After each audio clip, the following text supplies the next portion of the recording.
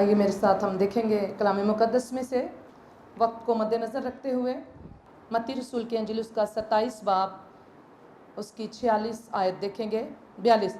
और तीसरे पहर के करीब यीशु ने बड़ी आवाज़ से चला कर कहा, एली एली लमा शबक्तनी, यानी ए मेरे खुदा तूने मुझे क्यों छोड़ दिया।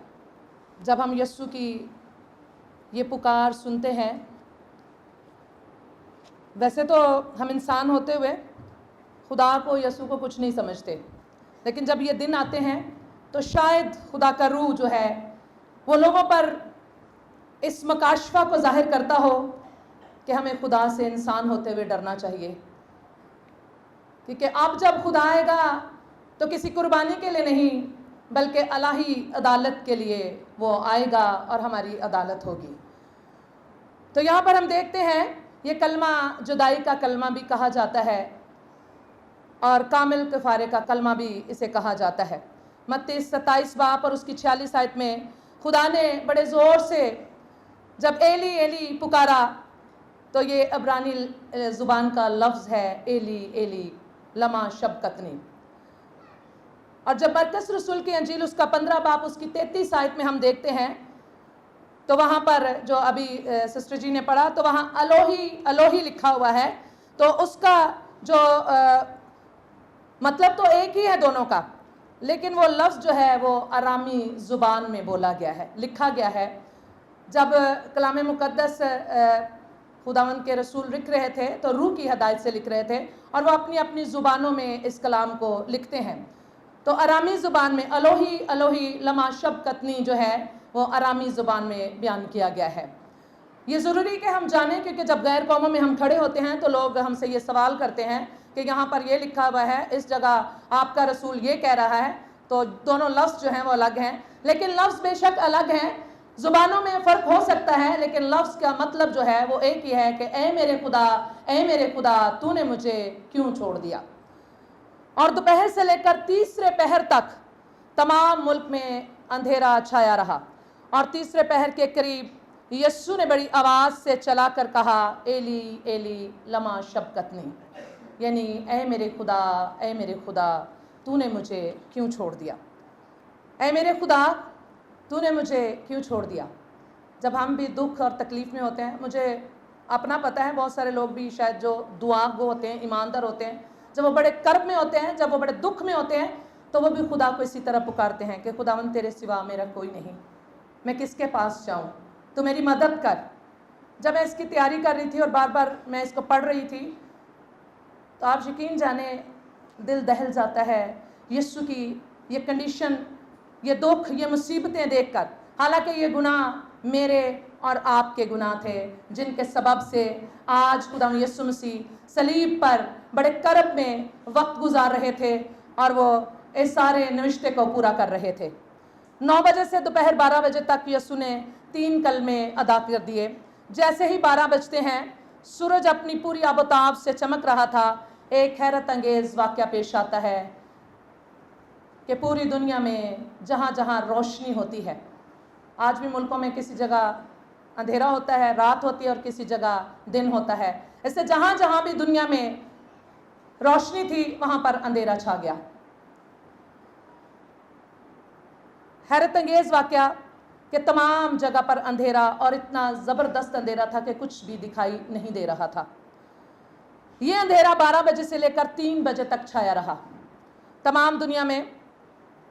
ये तारीकी का जिक्र जो है वो रोमन साइंसदानों ने भी अपनी तनसीफ़ात में ज़िक्र किया है इसका। और उसके बाद पिलातूस ने भी तबरियास को ख़त लिखते वक्त इस तरीक़े के बारे में बताया, ज़िक्र किया था। जब भी खुदा चाहता है सूरज को रोक सकता है। हम जानते हैं कि यशवा की किताब में सूरज को खुदा ने रोक दिया। फिर हम जानते हैं कि बादशाह हिजकिय्याह बादशाह जो है उसके दौर में सूरज पीछे चला गया, और उसके बाद और भी जगह पर ऐसी तरीक़ी का जिक्र किया गया है। खुदा, इसका मतलब है कि खुदा जब चाहे सूरज को तारीक कर सकता है अपनी मर्ज़ी पूरी करने के लिए। कुछ लोगों का ख्याल है कि उस दिन बहुत तेज़ आंधी आई थी اور اس میں مٹی اور تیز ہوا کی وجہ سے اندھیرا چھا گیا، اور کچھ لوگوں کا خیال ہے کہ بہت گہرے بادل چھائے تھے اس لیے اندھیرا ہو گیا۔ لیکن لوکا رسول کی انجیل اس کا 23 باب اس کی 45 آیت میں لکھا ہے کہ سورج تاریک ہو گیا اور اس کی روشنی جاتی رہی۔ بادلوں کی وجہ سے، نہ آندھی کی وجہ سے، اور نہ یہ سورج گرہن کی وجہ سے تھا، بلکہ یہ خدا کی مرضی تھی کہ اندھیرا چھا گیا۔ اور چونکہ یہ عید فصح کا دن تھا اور چاند گرہن بھی نہیں لگ سکتا تھا، بہت سارے لوگ جو ہیں وہ یہ کہتے ہیں کہ چاند گرہن لگ گیا تھا اس وجہ سے اندھیرا ہو گیا۔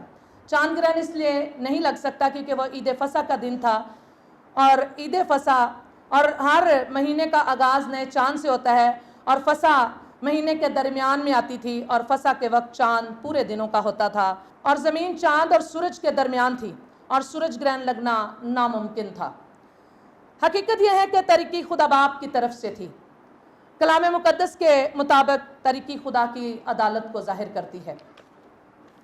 مندرجہ ذیل حوالہ جات اس بات کی شہادت دیتے ہیں کہ طریقی خدا کی عدالت کو ظاہر کرتی ہے۔ یسایہ نبی کی کتاب اس کا 5 باب، اس کا 13 باب، اس کا 7 باب، یوئیل نبی کی کتاب اس کا 2 اور 3 باب، زفنیہ نبی کی کتاب میں 1 باب، عموس نبی کی کتاب میں 5 باب، اعمال 2 باب، متی 24 باب، مرکز 13 باب، لوکا 21 باب۔ ان تمام حوالہ جات کو اگر ہم دیکھیں تو الہی غضب اور خدا کی عدالت کے ساتھ جوڑا گیا ہے۔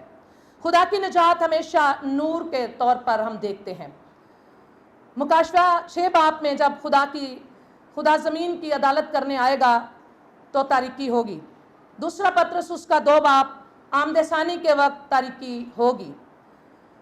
تاریکی جو کہ عدالت کا نشان ہے، یہاں پر خدا سورج کو اس لیے تاریک کر دیتا ہے تاکہ گناہ کی سزا کی ظاہری علامت ظاہر ہو سکے۔ صلیب خدا کی الہی ججمنٹ ہے، یہ الہی عدالت کا وقت تھا۔ خدا صرف ایک چیز کی عدالت کرتا ہے اور وہ چیز گناہ ہے۔ صلیب پر گناہ کی عدالت ہو رہی تھی، وہ ہمارے گناہوں کے لیے صلیب پر دیا گیا، اسے ہمارے گناہوں کی سزا مل رہی تھی، اور یسوع جانتا تھا کہ وہ اسی وجہ سے اس دنیا میں آیا ہے تاکہ وہ گناہگاروں کی خاطر مر سکے اور ان کو نجات دے سکے۔ وہ گناہ کے بغیر تھا اور اس نے ہم سب کے گناہوں کو اٹھا لیا۔ یسوع خدا کے غضب کو برداشت کر رہا تھا، اس پر خدا کے غضب کا پیالہ انڈھیلا جا رہا تھا۔ اس نے ہر بشر کے لیے موت کا مزہ چکھا، یہ گناہ کی سزا تھی۔ اور کیونکہ مسیح بے گناہ تھا اور جن کی سزا مل رہی تھی جن گناہوں کی، وہ میرے اور آپ کے گناہ تھے۔ اب جب خدا کے غضب کا پیالہ انڈھیلا جا چکا تھا، سزا کا وقت ختم ہو رہا تھا اور موت سے یہ سزا ختم ہو جائے گی، اس کی زندگی کا اختتام ہونے والا تھا۔ آج 46 کے مطابق وہ زور سے چلایا۔ پچھلے 6 گھنٹوں سے وہ بے پناہ کرب میں مبتلا تھا، نہ صرف جسمانی طور پر بلکہ جذباتی اور روحانی طور پر بھی۔ گناہ کی سزا کو برداشت کرنا کوئی آسان بات نہیں تھی، لیکن وہ کامل انسان اور کامل خدا تھا، اور شریعت کے تقاضے کو پورا کرنے کے لیے بے عیب برا چاہیے تھا، اور وہ بے عیب برا تھا، اس لیے اس نے ان ساری تکلیفوں کو، سارے کرب کو، سارے دکھ کو، ساری مصیبت کو برداشت کیا۔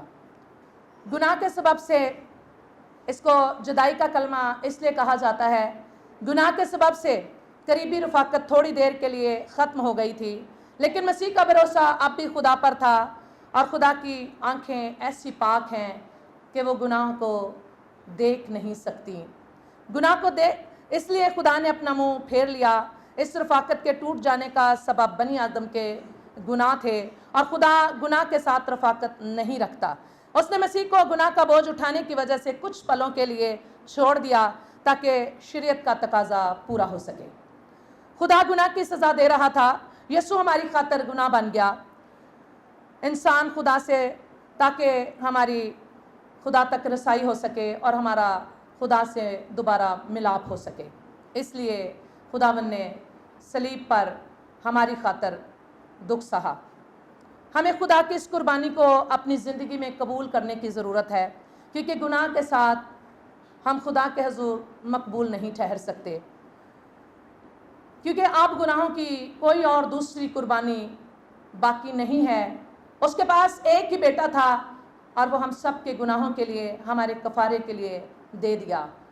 और अब जब वो दोबारा आएगा तो वो हमारे लिए कुर्बानी या कफ़ारा नहीं देगा, बल्कि हमारी अदालत करने के लिए आएगा। इसलिए हमें ज़रूरत है कि हम उसकी कुर्बानी को मद्देनज़र रखते हुए अपनी अपनी ज़िंदगियों पर गौर करें और देखें कि हम कहाँ खड़े हैं। कहीं ऐसा तो नहीं कि हम उसकी कुर्बानी को और उसके फजल को ज़ाया कर रहे हैं। कहीं ऐसा तो नहीं कि हम उसके गुनाहों को सिर्फ एक साल में जब ये दिन आते हैं तब ही सिर्फ याद करते हैं और तब ही सिर्फ हम इकरार करते हैं, अपनी ज़िंदगी पर गौर करते हैं, बल्कि हमें हर दिन अपने ज़िंदगी पर गौर करना चाहिए। हर दिन हमें खुदा के उन दुखों को याद रखना चाहिए जो हमारी सज़ा थी, हमारे गुनाह के सबब था और खुदावंद ने बर्दाश्त किया। खुदावंद आज के पाक कलाम के सबब से आप सबको बहुत बरकत दे। आमीन।